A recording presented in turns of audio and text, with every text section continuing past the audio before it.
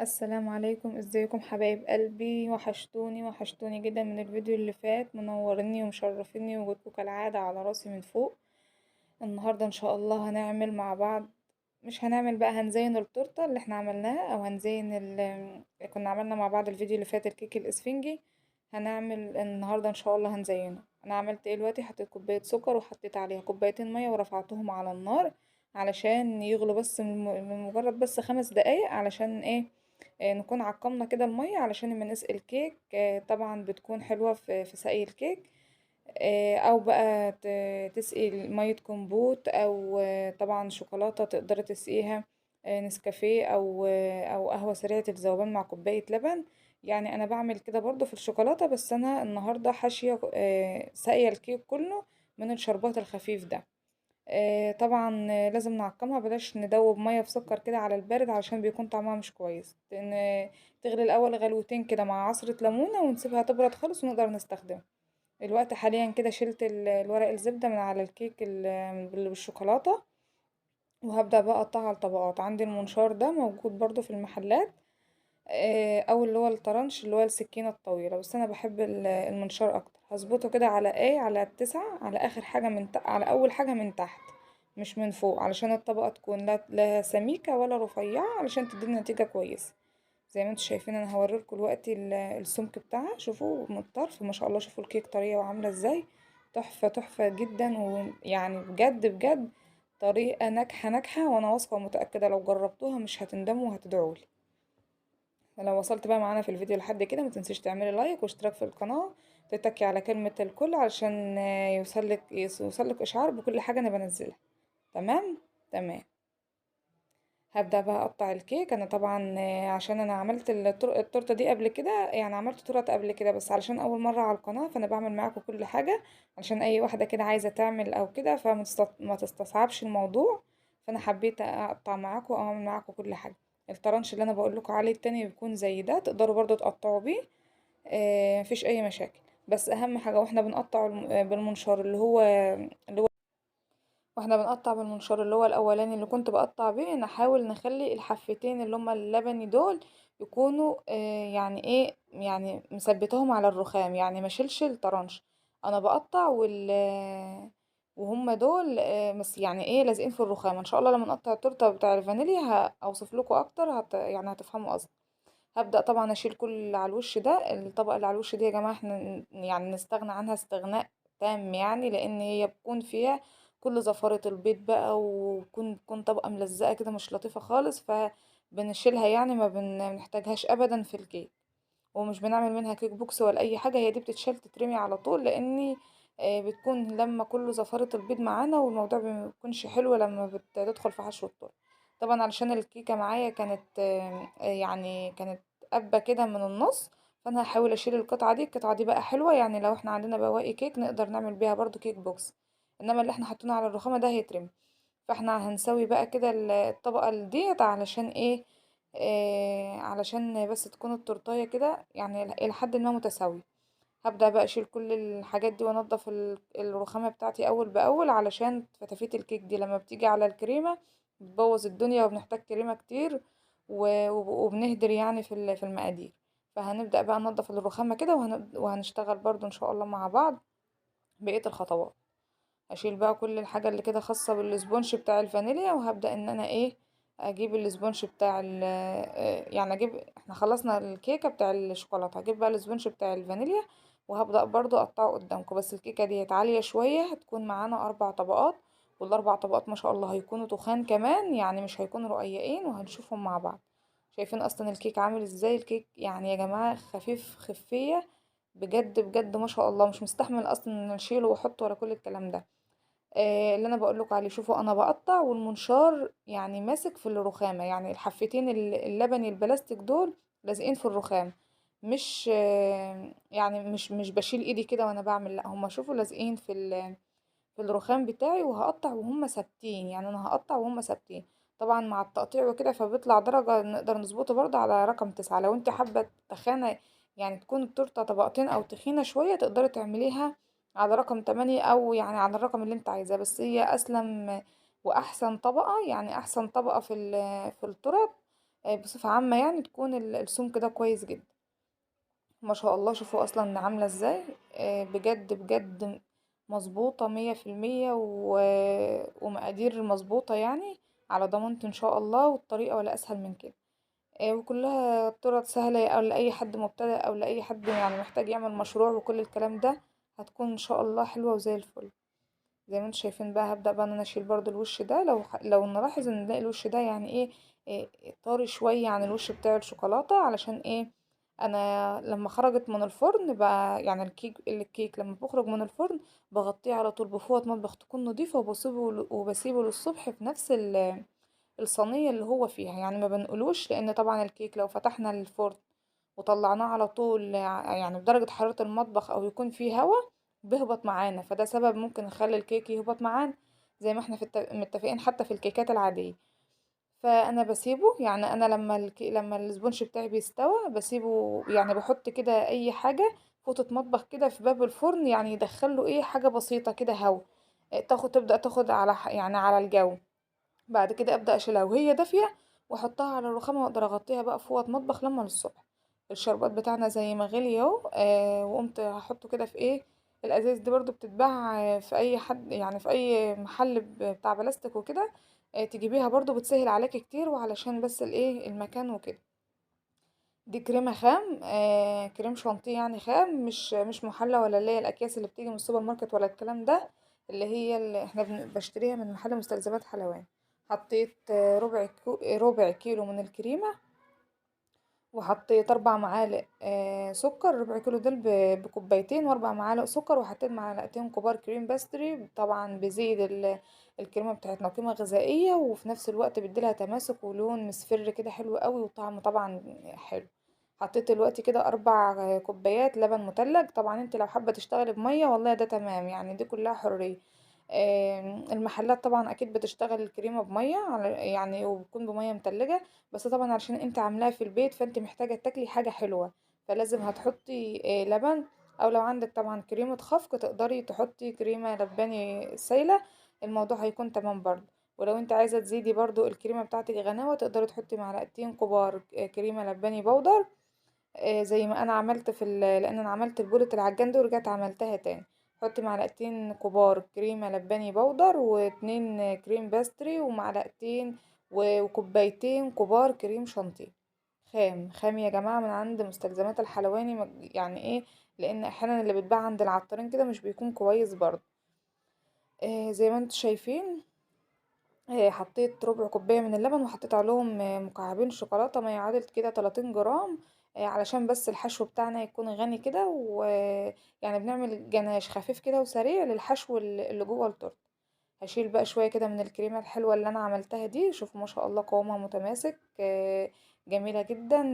يعني هي اصلا ده دليل على ان الكريمة بتاعتي نوعها كويس ومظبوط. طبعا دي نوعها المتحدة. الكريمة المتحدة دي بتبقى جميلة جدا في الضرب، وتستحمل معاك، بتبقى حلوة. عشان لو اي حد عايز يجيبها وكده يكون عارف اسمها. زي ما انتوا شايفين اهو، اتقلبت حطيت بقى معلقة كاكاو خام اسباني. طبعا تقدروا تحطوا جناش من اللي احنا لسه عاملينه دلوقتي، بس انا سايبه الجناش احطه على الوش. علشان طبعا بما ان التورتيه بتاعتنا تورتيه شوكولاته، فاحنا محتاجين الحشو بتاعنا يكون فيه شوكولاته كده. تقدري يعني تستبعدي الكاكاو الخام اللي احنا حطيناه، وتحطي معلقه كبيره قهوه من سريعه الذوبان متدوبه في ايه، في معلقتين ميه متلجين كده، وتبداي تضربي الكريمه عادي برضو مفيش مشكله. دي كلها اختيارات، وان شاء الله هنعمل مع بعض تورت كتير جدا، وفي كل تورته ان شاء الله هنعملها هقول لكم على حشوة شكل، ونبدأ نشتغل بالموس الجاهز، وهنعمل ان شاء الله حاجات كتير مع بعض. حطيت في الحشو يا جماعة، دايما بحب استخدم الاكياس التلاجة عادي جدا مفيش مشكلة.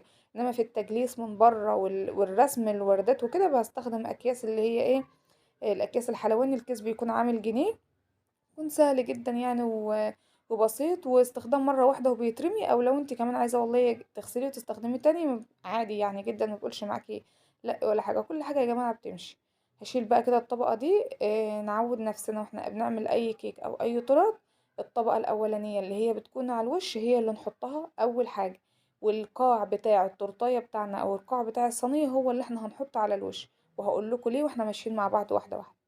هجيب بقى البورد بتاعي وهجيب القاعدة الدوارة. اي حد يا جماعة بيعمل تورت وكده وما جابش القاعدة الدوارة يجيبها، لان بتسهل كتير بصراحة. معايا كده مزورة، هقيس بس في النص، يعني ايه عشان احط بس الكريمة في النص. وطبعا انت يعني انت ممكن تظبطيها بالنظر، مش محتاجة مزورة خالص، بس احنا ان شاء الله هنحتاج المزورة في فيديو تاني وهقول لكم ليه.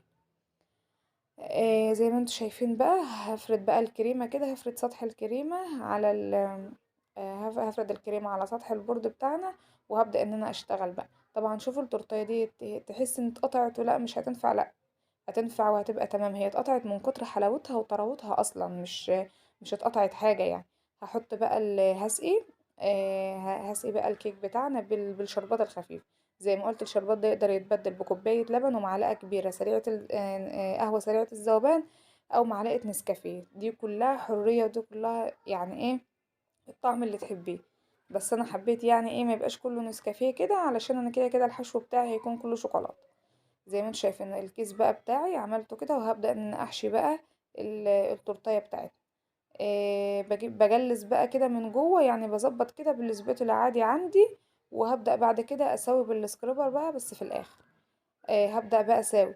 واحنا بنحط دايما الكريمة جوه يعني على التورتيه كده من جوه، نحاول نتأكد ان الحروف كلها قد بعضها، يعني في السمك او في العلو بتاع التورتيه تكون كله قد بعض. ليه بقى؟ علشان ده بسهل معانا ما ننقش التورتيه كده بعد ما نخلص خالص نلاقيها هابطة من ناحية ومن الناحية التانية عالية وكل الكلام ده. يعني تشوفوني كده بقى ايه، يعني بحاول الف التورتيه كلها عشان تكون كلها قد بعضها. الجناش بتاعي طبعا برد. لو الجناش بتاعي حطيناه سخن واللبن كده يعني سخن، وبعد ما الشوكولاته تدوب هتسيح لنا الكريمه يا جماعه. الجناش بتاعي برد خالص علشان ما يسيحناش الكريمه والدنيا تبوظ معانا. هحط بقى معانا بندق، بشر بندق. طبعا بقى الحشوات دي يا جماعه كلها على حسب المقدره، يعني المتوفره عندي. انا حطيت كريسب وحطيت بشر بندق. دايما الشوكولاته بتحب البندق يعني. اي كيكه بالشوكولاته بعملها بحس ان البندق وعين الجمل يعني المكسرات دي بتليق عليها اكتر. احط بقى الطبقه التانية من الكيك، وبرضه هسقي الكيك كده. وما تسقوش كتير ليه؟ يعني انا يعني الكيك من كتر طراوته بصراحه هو مش محتاج يتسقي اي حاجه خالص. بس انا يعني ايه برضه حابه اديله ايه، حلاوة زيادة شوية. هبدأ بقى ان انا احط الطبقة التانية من الكريمة كده، والف بقى يعني ايه ايدي كده بتلف وايد بتحط، بتسهل علينا كتير طبعا. هبدأ بقى احط الكريمة كده اوزعها، ولو احتجت تاني هحط تاني، بس اما نشوف. زي ما انتم شايفين اهو، نحاول المعلقة. شوفوا لو انتم ملاحظين انا يعني بشد من الكريمة على الكريم، ما بحاولش ان المعلقة اصلا تيجي على الكيك، لان الكيك طري.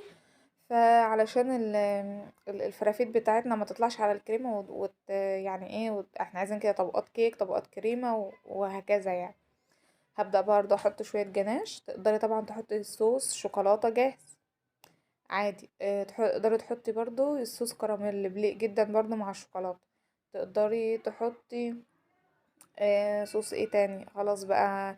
تقدر يعني خلاص كده الصوصات اللي بتليق على على الكيكه. حطيت بقى بشر بندق، وحطيت كريسبي ذهبي. تقدري تحطي شوكليت شيبس جوه، يكون جميل جدا، او كريسبي من اللي هو البني. برضه دي كلها يعني اراء. دي كلها واطعم يعني مختلفه. زي ما انتم شايفين بقى ايه، هبدأ ان انا ايه الم حروف الكريمة بالتورته كده، علشان ايه يعني نلزقها كده في بعضها. وهبدأ امشي بقى بالمنشار، يعني ايه اشوف الحتة اللي مش متساوية. زي ما انتم شايفين انا بنزل بالمنشار من اول التورته للاخر، والحتة اللي بتكون زيادة عندي بتتشال كده زي ما انتم شايفين. طبعا سامحوني على منظر ايدي وكل الكلام ده، بس هو الشغل ده عايز كده يا جماعة. هبدأ بقى ان انا ايه اسقي الطبقة الخارجية. وزي ما انتم شايفين قلت لكم اخر طبقة اللي هي في قاع الصينية من تحت نحطها فوق. ليه؟ ما شاء الله مظبوطة قلم يعني مسطرة. دي بتساعدنا في التجليس. زي ما انتم شايفين بقى وانا بجلس من بره بقى بحب دايما اكياس الحلواني. انا كده ماسكة الكيس وفيه وفتحها فتحة صغننة خالص وحاطة فيه الكريم. هبدأ بقى الف واجلس، الف وايه والف التورتيه كده داير، حوالين داير، علشان كلها تتجلى. دايما بتكون الطريقة دي انضف واحلى بكتير. لو انت شلت كده او حطيتي يعني احيانا بتظبط بس يعني ايه، ممكن تطلع فتافيت كيك او كده. انما انت لما بتحط كده الكريمه زي ما انا بحطها على الحروف يعني ايه، بنحاول نغطي يعني ما بنحاولش نلمس الكيك اصلا علشان ما ايه، ما يطلعش معانا اي ما يطلعش معانا اي فتافيت ولا كل الكلام ده. هبدأ بقى امشي كده ببقية الكريمة بتاعتي على الحواف او على الجوانب بتاع التورتاية كده زي ما انتوا شايفين. وهبدأ بقى بالسكريبر كده، هبدأ امشي ايد. بصوا يا جماعة، السكريبر انا مثبتاه على البورد، يعني مثبتاه على البورد، ايد ماسكة وايد التانية بتلف، يعني ايدي ماسكة كده والايد التانية بتلف. هبدأ بقى ان انا ايه، اظبط واحط برضو على الحتة اللي مفيش فيها كده كريم، وهبدأ برضو امشي بالسكريبر كده واحدة واحدة. ايد بتلف يا جماعة وايد بتحط، لما نحاول نجلسها كويس جدا زي ما انتوا شايفين اهوت السكرابر. وكل شويه نشطف السكرابر بميه ساقعه او ميه سخنه، علشان كل ما السكرابر يعني يتشطف على طول الكريمه بتديكي قوام املس، يعني قوام ناعم، يعني وبتظبط معاكي على التورتيه بسرعه بسرعه، يعني بسرعه على طول، مش بتاخد معاكي وقت. هبدأ بقى كده ايه، عارفين انتوا اللي ماسكين سكينة معجون بقى وفرشة وكل الكلام ده الكريمة اللي هتطلع من الحروف، هبدأ بقى الحتة اللي مفيش فيها كريمة هبدأ اشيل كده من على السكريبر واحطه بالسباتول. يعني ايه، زي ما تكوني كده يعني ماسكة حاجة وبترسمي كده. هي التورتة دايما يعني بصفة عامة عايزة ايه، بال رايق كده وعايزة صبر، يعني بتاخد وقت في التجليس، وقت صعب يعني. فمع يعني مع الاستمرار ان شاء الله هتظبط. زي ما انتم شايفين بقى هبدأ بقى ما شاء الله الحروف، شوفوا الحروف يا جماعة بقت مسطرة. وكل ما تشطفي السكريبر وكل ما تجلسي كل ما تبقى معاكي احلى واحلى. واي فتافيت كيك تبان او حروف الكيك تبان تحطي عليها كريمة تاني، يعني تحط كريمة تاني وتبدأي انك ايه، تجلسي برضو. يعني شوفوا بعد ما بتتجلس بحيث ان في حتة مش كده ابدأ احط عليها كريمة تانية عادي. طبعا لو انتوا هتعملوا شوكولاتة او هتزينوا الحروف ما تظبطوش التجليس قوي بدل انتوا لسه هتحطوا طبقة تانية. الطبقة التانية اللي هي ايه بقى، هحط معانا كده معلقة سكر، وهحط معلقتين كبار كريم شانتيه بودر، وهحط نص كوباية مية لل200 جرام شوكولاتة، نص كوباية مية الا معلقتين يا جماعة. تمام. ل200 جرام شوكولاتة، 200 جرام شوكولاتة نص كوباية مية، يعني 125 ملي مية، ومعلقتين كبار كاكاو خام. وهحط بقى الشوكولاتة. هبدأ بقى ان انا ايه، ادوب كده لما الجناش بتاعي يظبط. طبعا الجناش بتقدري تحطي زيت وتقدري تحطي زبدة، انا حطيت قطعة زبدة علشان تديني غناوة في الطعم اكتر. وطبعا الزيت بس يكون زيت، يكون زيت يعني كويس، مش زيت عباد، زيت ما يكونش ليه اي طعم. ما شاء الله. هبدأ بقى ان انا اقلب لو انتم ملاحظين الشوكولاتة دابت معايا، وده بيكون دليل على ان الشوكولاتة نوعها كويس، وفي نفس الوقت فيها لمعة كويسة جدا. هبدأ بقى ان انا ايه، ان انا هقلب كده على طول علشان بس تديني القوام حلو، ما يكونش فيه اي شوكولاتة متكتلة في الحروف ولا في الكلام ده. تمام. هبدأ بقى اقلب كده على طول علشان ايه، تديني القوام او القوام اللي انا محتاجاه. هبدأ بقى اقلب كده. وما شاء الله شايفين، والله يا جماعة اكنها مراية. بس ما تعينوهاش في الفريزر، يعني هي انتوا تعملوا الجناش وتسيبوه يبرد براحته، وبعد كده تقدروا تشتغلوا بيه عادي. الشوكولاته يا جماعه ما بتتعانش في الفريزر ولا في التلاجة، الشوكولاته بتفضل بدرجه حراره المطبخ كده علشان حتى بتريحك في الشغل لما بتيجي تطلعيها وكل الكلام ده. زي ما انتوا شايفين بقى هسيبها كده تبرد، وهبدأ ان انا ايه، اشوف الخطوه اللي بعد كده. طبعا التورتيه اتجلست واتعانت في الفريزر وده شيء اساسي. يعني التورتيه تخلصيها كده تجليس من بره زي ما انتوا شفتوا، وهتعينوها في التلاجة، هتعينوها في الفريزر كمان علشان الكريمه اللي احنا حاطينها دي تشد، علشان لما ننزل الجناش عليها يمسك وما يروحش كده ولا كده يعني. تمام. يعني دايما الحاجات دي الحلويات الغربيه دي بتكون اسهل حاجه يعني. يعني لما بتتعمل في الفريزر بتسهل عليك كتير. طبعا هي اتعملت في الفريزر شويه ومسكت نفسها كده حوالي يجي ساعة. حطيت بقى كده صينية كبيرة وحطيت شفشق، يعني يرفع لي البورد من على الصينية. وهبدأ انزل بالجناش زي ما انتوا شايفين كده، علشان كل اللي هينزل ينزل على الصينية، وما يعني ايه مفيش حاجة تنزل على الرخام وتبهدل الدنيا. هبدأ بقى انزل بالجناش. تقدروا تسيبوا التورتيه كده كأن نازل عليها دموع يعني كده، الشكل ده برضو كويس. انما انا كان المقصود ان انا اجلسها كلها علشان انا هرش الحواف بتاعتها ببندق. ف ببشر بندق، فده ايه الهدف يعني من ان هي كانت كلها تتغطى. لو انت عايزاها كده تسيل على الحروف كده حاجة بسيطة بتكون شكلها برضو رائع جدا، كنتوا تقدروا برضو تعملوا كده. دي كلها حرية برضو وكلها اختيارات في ايدينا ان احنا نعملها. هبدأ بقى انزل بالجناش كده واحدة واحدة معانا، علشان ايه، وابدأ بقى اشيل من على الصينية برضو الحتة اللي مفيش فيها جناش، ابدأ ان انا احط فيها تاني. تقدري طبعا تقدري تعملي لها كده اطار بالكريم شانتيه كده وردات، وتقدري تحطي الجناش وتسيبيها كده من تحت سادة برضو. برضو دي عادي، كلها برضو حرية، واللي انتوا شايفينه يعني مظبوط تقدروا تعملوا زي ما انتوا شايفين بقى. اهوت حطيت بقى بجيب السكرابر كده وبشيل من عليها لان كانت على الوش كتير، وابدا ان انا انزل علشان ما تكونش يعني تكون مظبوطه، يكون السطح بتاعها سوي ومظبوط زي ما انتوا شايفين اهوت. طبعا تحس التورتيه كده متبهدله من الحروف وكل الكلام ده، فانا سايباها يعني كده همسحها بس بعد ما ارشها البندق اللي انتوا شايفينه او بشر البندق.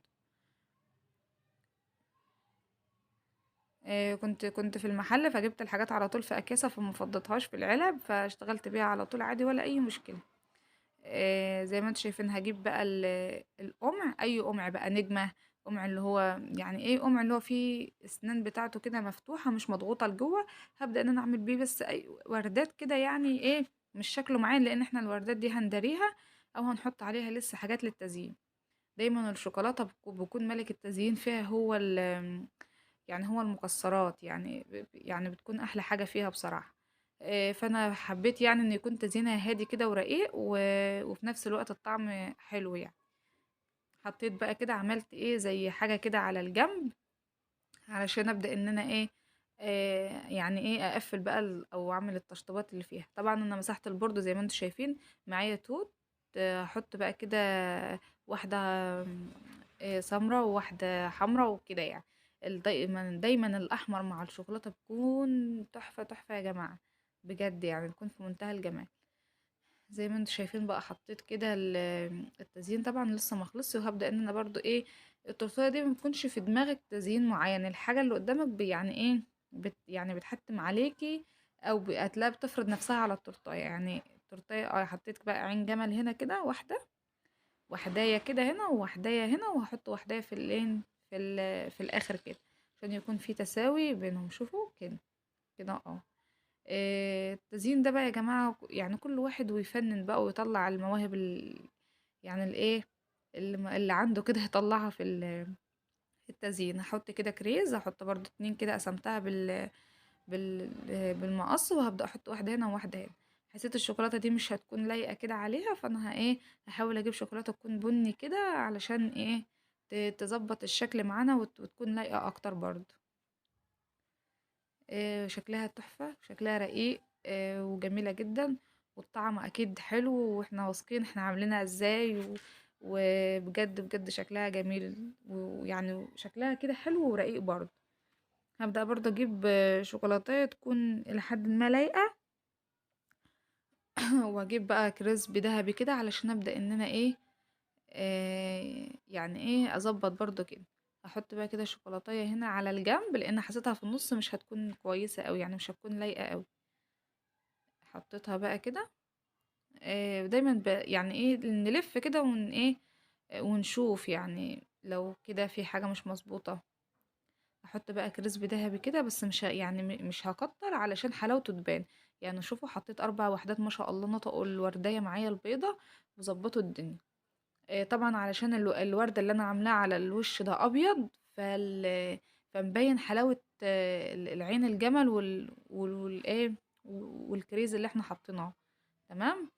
هبدأ بقى كده على الحروف من تحت، هبدأ ان انا ايه احط برضو بعد خرزية كده بتديني شكل حلو برضو وايه و وطبعًا يعني بتعمل لي إطار كده. تقدروا طبعًا تعملوا إطار من تحت كده بوردات من الكريمة، بس أنا ما حبيتش بما إن هي الحروف متزينة ببشر بندق، فما حبيتش يعني أحط كتير معانا من الكريسبي أو من الحاجات دي. هابدأ بقى إن أنا أحط كده واحدة واحدة علشان يعني الشكل يكون حلو كده.